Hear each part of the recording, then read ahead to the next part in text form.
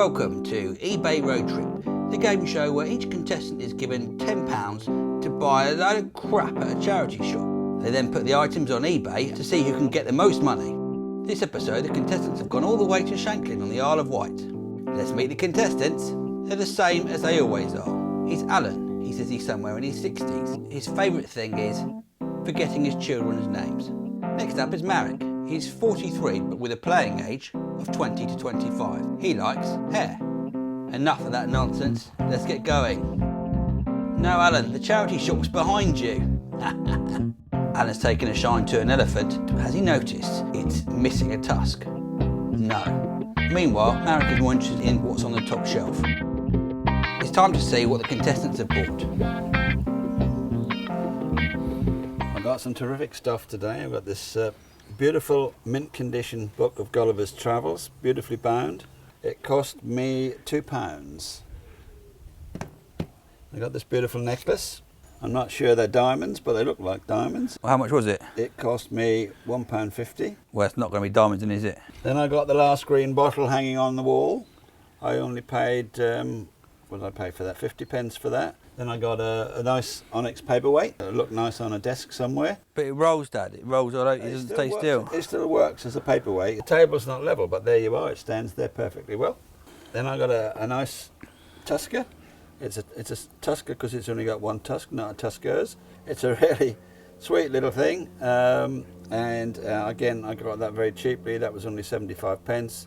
Then I got the four wise monkeys. Hear no evil, speak no evil, see no evil, do no evil. I understand that the first three were part of a Chinese proverb and the last one was part of a Japanese proverb, so quite how they came together I don't know.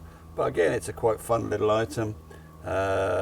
Make a nice thing to stand on a cupboard or somewhere like that. Put in the fire.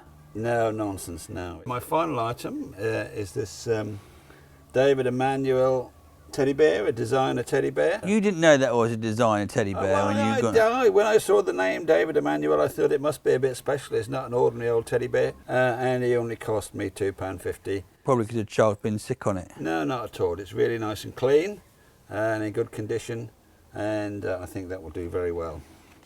Let's see what Marek bought. My first item is a small beginner drinker's jug. You could have this to help you remind you of a time you went to the Isle of Wight and you could drink out of it, so you could try and also at the same time forget about it. My next item is this beautiful, possibly hand sculpted dog. This would look really nice on any flat surface.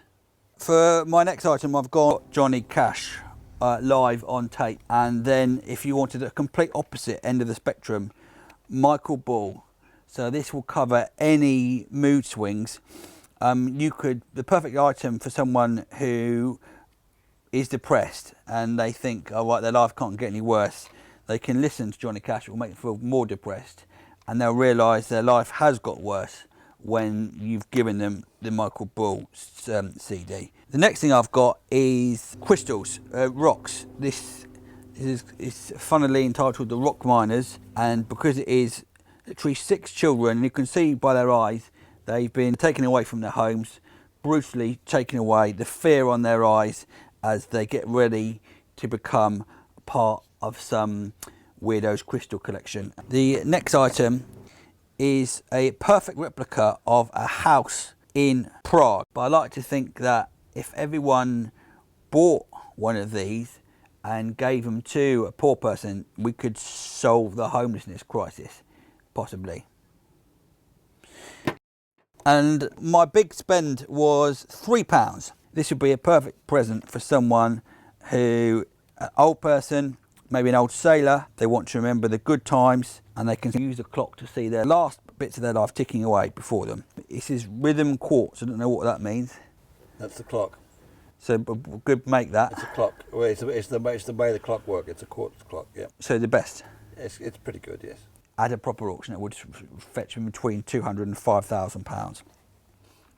And you may remember my last item, I just bought a bit of canvas. I have made this into a beautiful self-portrait signed by me, and this would be perfect for on the end of someone's bed, or perhaps on someone's ceiling. So it's the first thing they see when they get up in the morning. I imagine this could fetch up to £10,000. Nice one. But what do they make of each other's items? Well, I think those items are pretty rubbish. They're not got any particular value. Marek's portrait may fetch 50p if he's lucky, but otherwise I think they're pretty useless. I'm a bit annoyed because it's my money initially that my dad has squandered thoughtlessly, and although he may lose, I will be the real loser.